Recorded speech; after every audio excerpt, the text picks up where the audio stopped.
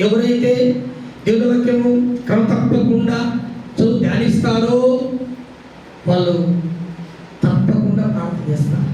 ఎవరైతే ప్రార్థన చేస్తారో ఈ రెండు కూడా ఉంటాయనుకోండి, ఆటోమేటిక్గా వాళ్ళు పరిశుద్ధంగా జీవిస్తారు. దేవునికి స్తోత్రం. వాళ్ళు ధైర్యముగా ఉంటారు. ఎన్ని ఆటగాలు వచ్చినా, ఎన్ని ఇబ్బందులు వచ్చినా నాకు దేవుడు ఉన్నాడని ఒక ధైర్యంతో వాళ్ళు జీవిస్తారు. అంతేకాకుండా వాళ్ళు చేస్తారంట, దేవుని విషయంలో శ్రద్ధ కలిగి ఉంటారు. దేవునికి స్తోత్రం. వాళ్ళే నిజమైన క్రైస్తవులు. నతను చూసి యేసు ఏమన్నాడు? ఇది నిజముగా ఇశ్రాయేలీయుడు. ఏం చూసి అన్నాడు యేసు ప్రభు ఆ మాట? ఇతరుల్లో భక్తి ఉంది. అంతేకాదు తెల్లవారులేస్తేనే వాక్యము